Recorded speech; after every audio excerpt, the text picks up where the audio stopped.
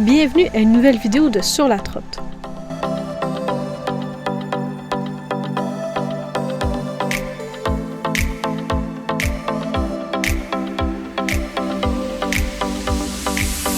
On vient tout juste d'arriver au Valley of Fire State Park au Nevada, qui est le premier state park de l'État. Déjà au Visitor Center, il y a genre une micro-trail qui mène à une roche balancée. On cherche un peu à où.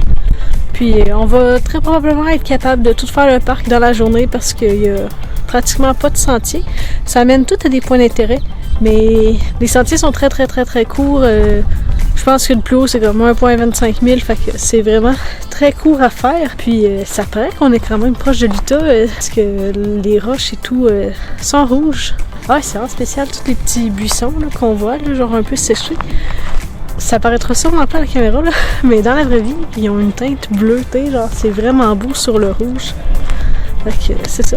Puis on est allé au Visitor Center aussi, puis il y a une belle petite exposition sur les Premières Nations qui ont été ici depuis environ 4000 ans.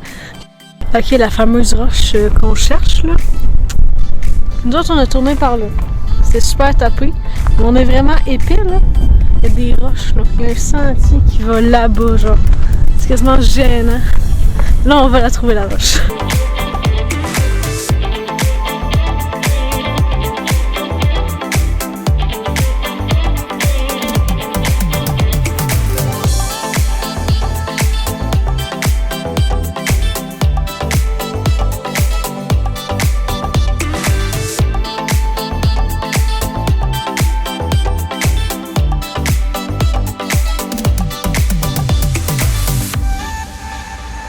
On a croisé l'Elephant Rock il y a quelques minutes. Puis là, on a décidé de faire la loupe complète qui est de 1,1 000. C'est vraiment pas beaucoup. Puis c'est magnifique. Les formations rocheuses sont vraiment spéciales. Ils ont plein de trous dedans. C'est vraiment beau.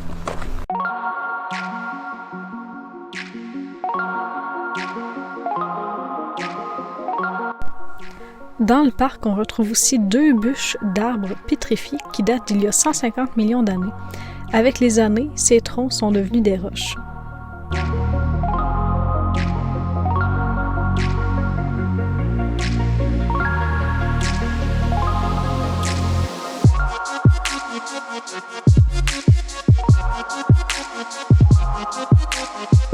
On est sur le sentier du White Dome qui est là, c'est vrai, là, 1,1 000. Puis c'est une boucle. Puis on a des avis vraiment partagés là, au niveau du parc. Là. On était supposé venir hier, un dimanche. Mais du BLM qu'on était, on voyait toutes les voitures passer. Puis sur Google Maps, la circulation était rouge dans le parc. Fait qu'on s'est dit, ouais non, on viendra pas. Lundi, ça devrait peut-être être moins pire, mais à peine, là, sûrement. Là. Il y a du monde. Les stationnements sont pleins. On n'a aucun, en guillemets, calme sur les sentiers. Puis tu sais, sentier, gros mot parce qu'il n'y en a quasiment pas, mais c'est un lieu super magnifique, mais c'est comme un peu décevant que ce soit bondé comme ça, puis à prendre en compte, il y a littéralement pas de sentier, fait que tout le monde a accès à partout, tu sais, t'as pas d'effort à mettre pour te rendre un point, c'est vraiment, t'arrives, tu te stationnes, t'as l'attraction, tu quittes, tu vas à l'autre, c'est juste une place à enchaîner les belles places, là.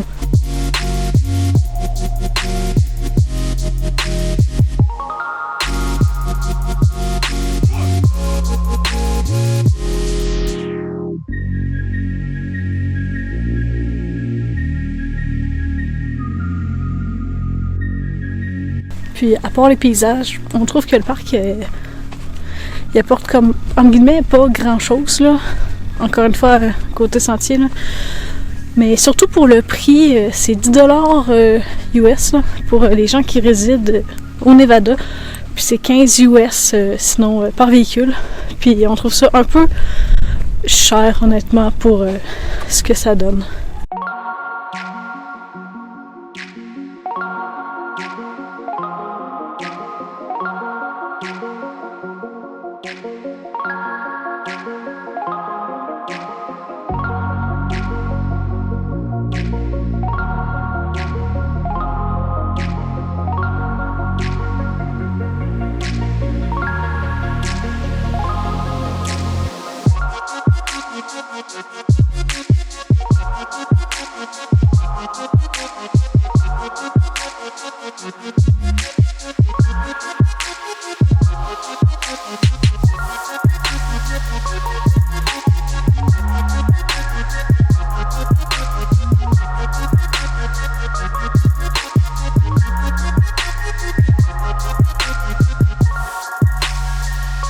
On marchait tout bonnement dans le canyon, puis... Oups! Il va falloir virer de bord, puis monter par haut.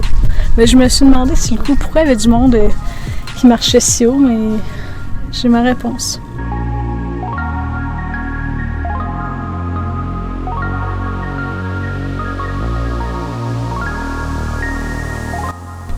On vient de se rendre au Fire Wave Trail, mais il faut prendre en compte que du 1er juin au 30 septembre, la trail est fermée à cause de la forte température.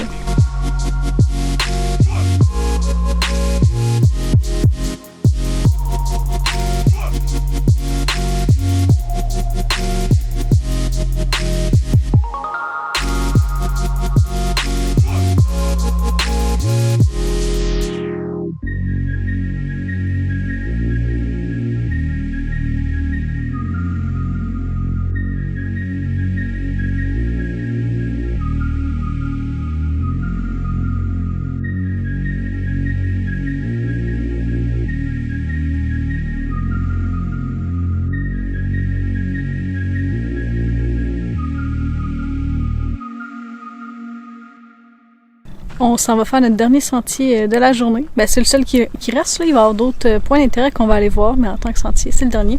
C'est 1,2 km, puis c'est le Moses Tank Trail. Puis on va voir des pétroglyphes vus entre 2000 et 4000 ans.